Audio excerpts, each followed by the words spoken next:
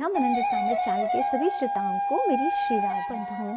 स्वामी श्री हरिदास जी के अष्टादश सिद्धांत पदों की श्रृंखला में पहले पद में हमने समझा कि स्वामी जी सभी को यही कह रहे हैं कि जब तक आप अपना पूरा समर्पण यानी अपनी पूरी मैं और इस मैं से संबंध रखने वाली हर वस्तु और हर संबंध,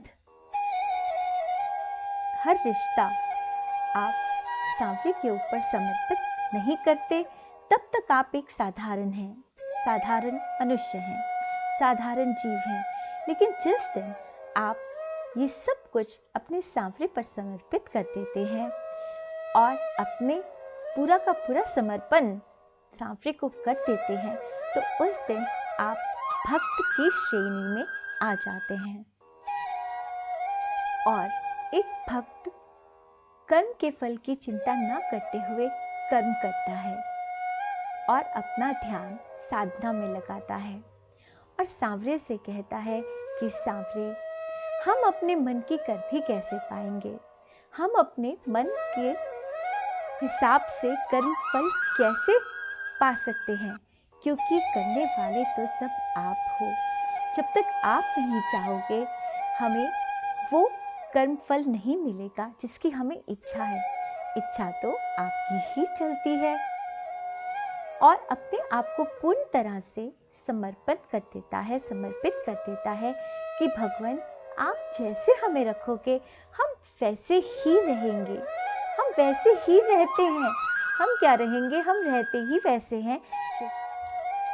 बस इसी बात पर दृढ़ रहकर अपने सांवरे पर दृढ़ विश्वास रखते हुए कि हमारे सांवरे का स्वभाव तो सभी को अपनाने का है। आज नहीं तो कल सांवरे हमें जरूर अपना लेंगे। थोड़ी सी देर होगी लेकिन अपना लेंगे। ये दृढ़ निश्चय रखते हुए अपनी साधना में दृढ़ रहता है, कहीं चूकता नहीं है, कहीं अपने विश्वास को हार कर बैठ नहीं जाता, बस अपनी साधना में लगा रहता है और धीरे धीरे उसकी साधना सिद्ध होने लगती है। यानी उसका स्मरण, भजन, सुमिरन ये सब कुछ सिद्ध होने लगता है। जहाँ हम स्वामी श्री हरिदास जी के अष्टादश सिद्धांत या उनके चरित्र या उनके केलीमाल का श्रवण कर रहे हैं, वहाँ इस बात को समझना बहुत ज़रूरी है कि यहाँ सिद्ध की सिद्धि क्या है, साधक का साध्य क्या है, क्या साधने के लिए साधक साधना कर रहा है। तो ब्रज रसिकों की तो एक ही सिद्धि है और वो है उनके बिहारी और राधिका। बस हवा में उड़ लेना, पानी पर चल जाना, किसी प्रेत या जिन को वश में कर लेना या बहुत सारी शोहरत हासिल कर लेना, ये सब बातें तो ब्रज रसिकों के लिए कंकड़ पत्थर समान है। प्रेमी भक्तों की, रसिक संतों की तो बस एक ही सिद्धि है, श्री बिहारी और राधिका, और यही उनके नगीना है। तो जब एक साधारण जीव समर्पण करके भक्त बनता है और भक्त बनकर साधना में लगता है, यानी कीर्तन, स्मरण, सुमिरन आदि करने लगता है, तो धीरे धीरे उसका ये भजन जो है वो परिपक्व होने लगता है। और जब भजन परिपक्व होने लगता है तो धीरे धीरे उसे अपने इष्ट की, अपने भगवान की, अपने सांवरे की अनुभूति होने लग जाती है। बस यहीं पर अगले पद में स्वामी जी हमें अलर्ट कर रहे हैं, हमें कह रहे हैं कि यही वक्त है जहाँ ये अभिमान मन में आ सकता है कि हमने सिद्धि कर ली। भक्त के हृदय में ये आ सकता है कि मैं भगवान से इतना प्रेम करता हूँ, इसीलिए तो भगवान मेरे वश में है। स्वामी जी अपने अगले पद में यही कह रहे हैं कि सांवरे के अलावा कोई भी चीज़ किसी और के वश में है ही नहीं। यहाँ तक कि अगर तुम सांवरे से प्रेम कर रहे हो तो वो भी इसलिए क्योंकि ये सांवरे चाहते हैं, क्योंकि सांवरे तुमसे प्रेम करते हैं, इसीलिए तुम उनसे प्रेम कर पा रहे हो। अगर वो तुमसे प्रेम ना करें या अगर वो ना चाहें तो तुम उनसे प्रेम कर ही नहीं सकते, माया में ही भटकते रहोगे। अगर उनकी इच्छा नहीं है तुम्हें माया से मुक्त करके अपना बना लेने की, तो ऐसा कभी हो ही नहीं सकेगा।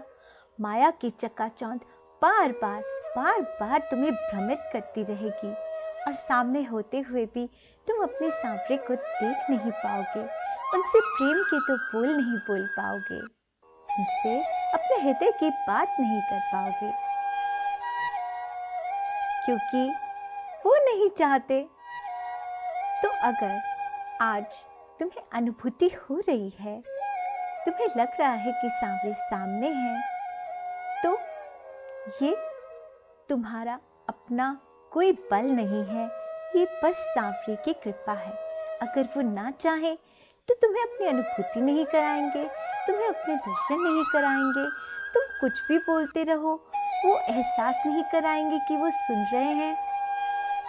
तो इसीलिए अगर हम सांवरे से प्रेम कर पा रहे हैं तो सिर्फ इसीलिए क्योंकि सांवरे भी हमसे प्रेम करते हैं। ये एक तरह से स्वामी जी ने यहाँ पे अलर्ट भी किया है और दूसरा हमें ये बताया भी है कि सांवरे हमसे प्रेम करते हैं, इस बात पर दृढ़ निश्चय कर लो। तो आइए अब हम पद का श्रवण करते हैं। स्वामी जी कह रहे हैं, काहू को बस नाही तुम्हारी कृपा से सब होए बिहारी बिहारिन, और मिथ्या प्रपंच काहे को भाकिए सो तो है हारिनी। चाही तुमसे हित तो से तुम हित करो सब सुखकारिणी। श्री हरिदास के स्वामी श्यामा कुंज बिहारी प्राणिनी के आधारिणी। तो स्वामी जी यहाँ कह रहे हैं कि सभी सुर मुनि संसार में जो कुछ भी है वो सभी आपके अधीन हैं। तो हम अगर सोचे कि हम अपने बल से आपको वश में कर लेंगे, आपकी अनुभूति कर लेंगे, तो ये तो मिथ्या प्रपंच ही है। जो कुछ भी होता है वो आपकी इच्छा से ही होता है और आप सभी का हित चाहते हैं, इसीलिए जो जिस भाव से आपसे प्रीत करता है आप भी उसी भाव से उसे प्रीत करते हो। और क्योंकि आप प्रेम करते हो, क्योंकि आप उससे प्रीत करते हो, इसीलिए वो आपसे प्रीत कर पाता है। नहीं तो मनुष्य अहमता ममता में ही बाहर मुख होकर ही भटकता रहेगा। आपकी कृपा के बिना तो बुद्धि मैं और मेरी में ही भटकती रहेगी, बाहरी प्रपंचों में, प्रतिस्पर्धाओं में, द्वंद्वों में ही लगी रहेगी। जब तक आपकी कृपा नहीं होती तब तक हम आपकी साधना में कैसे सिद्ध हो सकते हैं और कैसे हम आपकी अनुभूति कर पाते हैं, ये सब तो आपकी ही कृपा से होता है। तो इस प्रकार इस पद में स्वामी जी ने हमें सावधान भी किया है कि जब भगवान की अनुभूति होने लगे तो उसे उसकी कृपा समझना, अपने बल किसी भी साधन का बल मत समझना, और ये कभी मत भूलना कि सांवरे हमसे प्रेम करते हैं, इसीलिए हम सांवरे से प्रेम कर पा रहे हैं। तो आज के लिए इतना ही। आशा है आप इस पे मनन करेंगे, चिंतन करेंगे और इसे अपने जीवन में उतारने की कोशिश करेंगे। तो मैं आपसे फिर मिलती हूँ स्वामी जी के अगले पद के साथ। वो वीडियो भी आपको मिले इसलिए मेरे चैनल को सब्सक्राइब कीजिए, बेल आइकन को प्रेस कर दीजिए, इसे औरों से भी शेयर कीजिए और कमेंट करके ज़रूर बताइए कि आपको कैसा लगा। तो अगला वीडियो आने तक श्री राधे।